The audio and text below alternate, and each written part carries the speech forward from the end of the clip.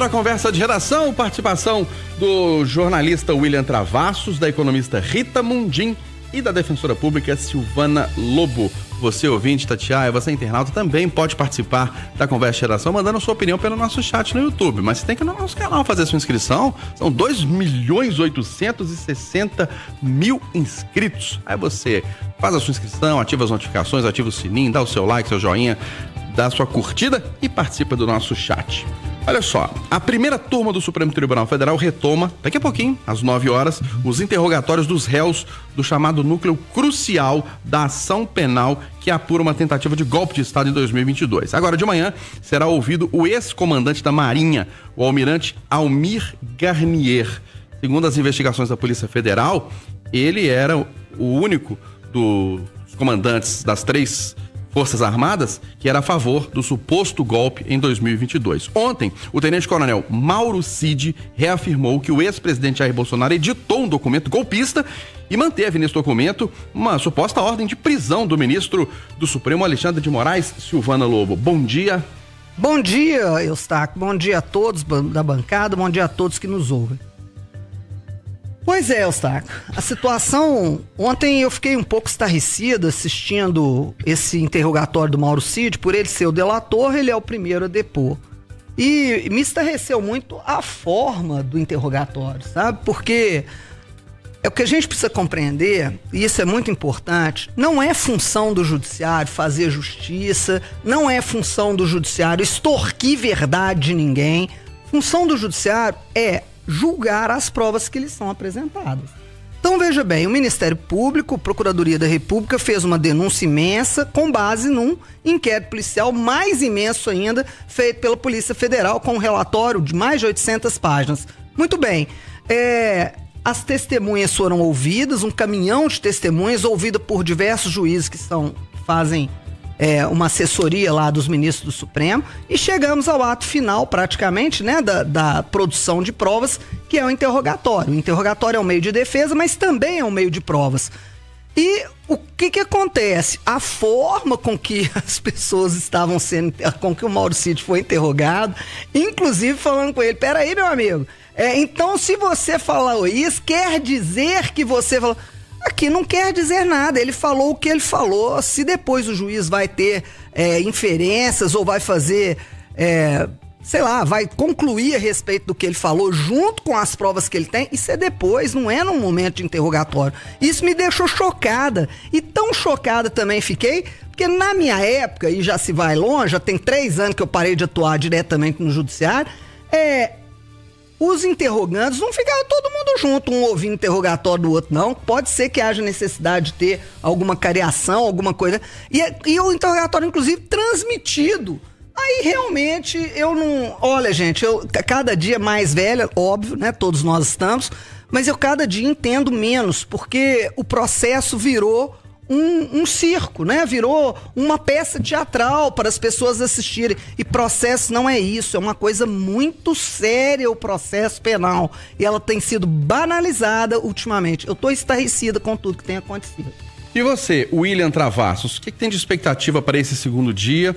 O depoimento previsto do almirante Almir Garnier, que pelas investigações na época do suposto golpe, ele colocou as tropas da Marinha à disposição do ex-presidente Jair Bolsonaro. Ontem, Mauro Cid. Amanhã deve ser Bolsonaro. Bom dia pra você. Bom dia, Eustáquio Ramos. Bom dia, a bancada. Bom dia, os ouvintes da Itatiaia. Não, primeiro eu tô ouvindo a Silvana chamando o STF, né, de circo. Foi isso que você falou, né? E aí, eu como brasileiro, ouvindo de uma pessoa do direito esse tipo de coisa, eu aumento cada vez mais a minha dúvida em relação a esse julgamento. Porque ontem eu ouvi o Mauro Cid falando, não sei, eu acho, com um monte de dúvidas e uma pressão por parte do Alexandre de Moraes em cima disso. E chegou um momento, eu até conversava com a Silvana ali antes de entrar na conversa de redação, que foi aquele momento, não, mas falaram de mim? Aí vira uma piada. Não, sim, falaram, mas o que eles falaram de mim? Aí pareceu, eu me senti naquele ambiente de fofoca, sabe? Assistindo uma grande discussão sobre fofoca. Falaram mal, aqueles memes, só sabe, o cara dá uma risada, o cara que tá prestando depoimento. Aí a Silvana toca num ponto importante, que assim, o juiz que está fazendo esse interrogatório é o sujeito que é alvo dessa trama golpista inteira. Vítima, ele é vítima. Ele é vítima, então ele não indireta, poderia. mas é vítima. Aí eu automaticamente, tudo bem, Silvana, beleza, e aí, o que a gente faz? Porque quem vai colocar ali uma ordem nesse circo que a Silvana tá chamando, aí ela fala assim... Você falou circo, não me vem agora banalizar. Eu falei que o espetáculo está similar. Está similar a um circo, ok. E aí eu pergunto, e aí, quem é que resolve isso? Ah, é o próprio STF. Falei, mas o STF está julgando e está fazendo isso e ninguém fala nada. Então, quem é que vai organizar esse cenário, esse interrogatório? Aí ela fala para mim, Deus. Então, assim, o resultado já está definido. Não, Travassa, eu vou te ser sincero, eu fico estarrecido com isso que você falou, ninguém fala nada. Nós não ouvimos a magistratura falando nada a respeito disso, o Ministério Público falando nada a respeito disso, a OAB não fala nada a respeito disso e nós não vemos os professores de direito se indignando em relação a isso. Isso, para mim, o silêncio de toda a sociedade, mas principalmente da sociedade jurídica, para mim é uma coisa sem sentido. Eu acho isso um absurdo dos absurdos. Agora, a gente sabe que quem tem interesse não vai falar nada. E já que é o povo que a gente não gosta, deixa se lascar. Esquecendo que amanhã, esse mesmo Supremo vai me julgar e vai te julgar. Pra você que tá aí achando bonitinho, amanhã você também vai ser julgado. Aí não reclama, não. E aí, só pra finalizar... Desculpa. Não, sem problemas. Aí a gente vem... Nós vamos ficar com dúvidas em relação à trama golpista? Será que em algum momento todo esse processo será desmantelado em função do que a gente está vendo agora, desses atos, né, dentro do julgamento, e lá na frente vão dizer, olha, não valeu de nada, como aconteceu em outros casos que nós já vimos. Então, a minha expectativa agora é do depoimento do Jair Bolsonaro, desse interrogatório em cima do Bolsonaro e a postura dele diante do Alexandre de Moraes. Hoje, quando você entra nos portais da direita, todos levantam essas dúvidas apresentadas por Mauro Cid, ou seja, foi uma grande conversa, assinou? Não assinou o ato golpista, o plano golpista. E aí, tem materialização? Tem ou não tem? E aí eu fico com muitas dúvidas, sabe, Eustáquio? Porque, para além de não ser um cara do direito, o que mais me assusta é ouvir as pessoas da área de direito dizendo o seguinte, o rito está errado. Ô Rita Mundinho, você acha que esse processo todo, esse interrogatório, isso tudo tá contaminado, vamos dizer assim? Bom dia. Bom dia, Eustáquio. Eu não sou do direito e vou te falar uma coisa. A indignação da Silvana me assusta.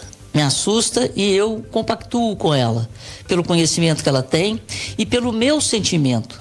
O meu sentimento é de que existe um roteiro. Existe um roteiro montado como se fosse uma novela. Aconteceu um fato, dia 8 de janeiro. E o final da novela é a prisão de quem está ali sendo julgado. Ou seja, não vai valer nada, porque o Mauro Cid, quer dizer, nada vai mudar no roteiro. O final já está escrito. O Mauro Cid, tudo que era necessário que ele lembrasse, ele não lembrava. E quando ele era apertado, era uma conversa de bar. Então, assim, um golpe ser tramado numa conversa de bar, ele não lembrava da assinatura, ele não lembrava de nada. E o pior, a minuta do golpe que estava no celular dele, que foi peça-chave, né, nesse interrogatório e peça-chave para indiciar essas pessoas, essa minuta, segundo ele, foi mandada por quem não lembrava e ele colocou lá no segundo celular dele e era a mesma.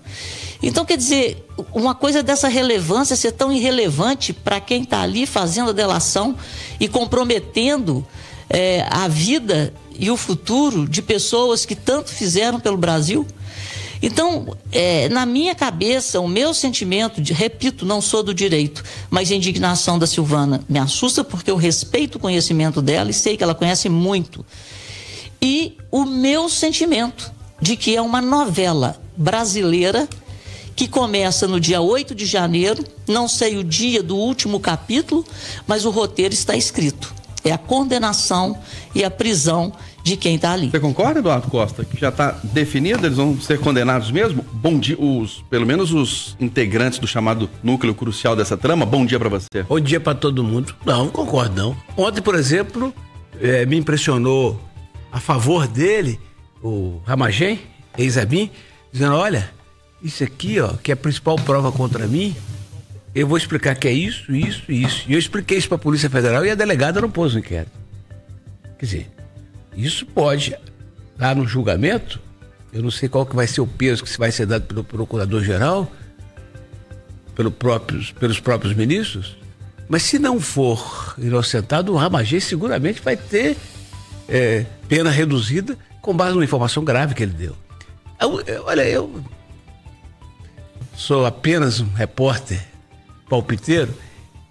Eu ontem fiquei umas 6 horas diante da televisão e vi muitos juristas, como agora cedo li Walter Maiorovitch, que esclareceu para mim uma dúvida. Por que estavam todos os réus no ambiente de depoimento do delator? Eu estava estranhando isso, falei assim, mas aí os advogados sim, os réus vão se preparar com base aqui, não devia. E às vezes o delator pode ficar constrangido, ele pode ficar acuado ali, né? Não, mas o Maiorovitch está explicando que isso é parte do preço que paga o delator. Ele tem que estar ali com todo mundo, ele pode estar ali com todo mundo. Outra coisa que ele também está explicando é que esse delator, se mentir, se se contradizer, ele pode perder o direito. Então, é uma chance que os advogados terão, daqui a pouco, naqueles debates, de dizer que ele se contradisse agora no depoimento dele e até anular. Ainda tem muita chance. Eu acho que ontem correu bem, todo mundo teve chance de falar, os réus tudo assistindo. Estou animado. Acho que vai ser eu discordo que seja julgamento político, eu discordo que já esteja tudo definido. Agora, Eustáquio, eu sou ajudante de ordens do presidente da República. Eu digo que ele recebeu uma minuta de golpe de Estado. Ele editou a minuta. Ele falou, não, esse aqui nós não vamos prender, esse aqui nós não vamos prender, vamos prender. Ele chamou os 3 chefes das Forças Armadas para poder fazer um golpe de Estado. Não topou 2, não. Eustáquio, isso está dito. O Eduardo não gosta do Bolsonaro. Gente, eu já até disse que o Alexandre Moraes não devia estar conduzindo esse julgamento. Eu já disse que a primeira turma não devia conduzir sozinha, devia ser o plenário do Supremo.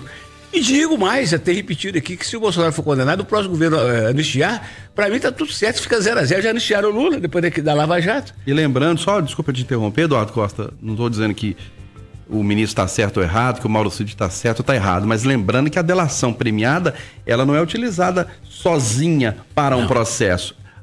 O que o delator fala, isso é corroborado em provas, em documentos, em outras declarações. Acabei de falar aqui de um episódio da Polícia Federal na qual eu confio que não foi honesta, ou não foi correta, segundo o Ramagem. Que vem os debates. Agora, Edu, quebrar a democracia, eu concordo com você. Qualquer um, né, que tenta quebrar a democracia, nós não podemos permitir isso. Agora, tem materialidade nesse sentido? Porque, assim, o ato foi colocado em prática? Esse aqui eu acho que é o questionamento. Mas a lei diz que tentativa de golpe de Estado é crime. Mas quem sou eu para dizer isso? É o resultado do julgamento que vai dizer. Então, aí eu conversava com a Silvana hoje, eu fiz essa provocação, mas pensar, editar uma minuta e não assinar e não colocar em prática é crime? Não é, Silvana? Porque a legislação diz que tentativa de abolição do Estado Democrático de Direito é crime. Aí é que é o problema. O que é tentativa? Tentativa é iniciar a execução de um ato que não termina por vontade alheia à vontade do agente. E eu pergunto, quem foi que impediu com que eles fizessem o golpe? Os 2 comandantes. Então, os 2 comandantes. Mas os 2 comandantes não estariam na trama? Não fariam parte da trama? Não. Bom, eu entendo que ficou em ato preparatório. A resposta para você olha aqui, vamos fazer um golpe de Estado. O da Marinha falou ok, o do Exército falou não. E o da Aeronáutica não. Então, houve sim. William Travassos, vamos falar do Rio de Janeiro, que é a sua terra, manhã de terror por lá, mais uma vez, né? A cidade maravilhosa vive momentos de tensão com uma mega operação da Polícia Civil contra a facção criminosa no complexo de Israel. Deixou 2 homens baleados em ônibus diferentes. Há um tempo atrás, a gente entrevistou aqui na Itatiaia o Luiz Flávio Sapori, especialista em segurança pública, sobre a situação do Rio de Janeiro. Ele disse que o Rio de Janeiro, em termos de violência, William, é um caso perdido. Você concorda? Não concordo com o Sapori. Eu acho que a gente não pode desistir disso, né? Apesar de, quando olhar para o Rio de Janeiro, enxergar o território dominado, eu acho que o que falta é encarar o crime organizado no Rio de Janeiro como uma tropa insurgente. Não é mais aquela coisa do bandidinho que toma conta de uma comunidade, né? Eles atiram contra as pessoas na Avenida Brasil, contra ônibus, contra a escola, para parar operações policiais. Eles derrubam aeronaves, eles matam agentes públicos e dominam o território, inclusive nessa área, com ideologia, né? Obrigando as pessoas, né? Ou expulsando aquele que não compactua com a mesma religião.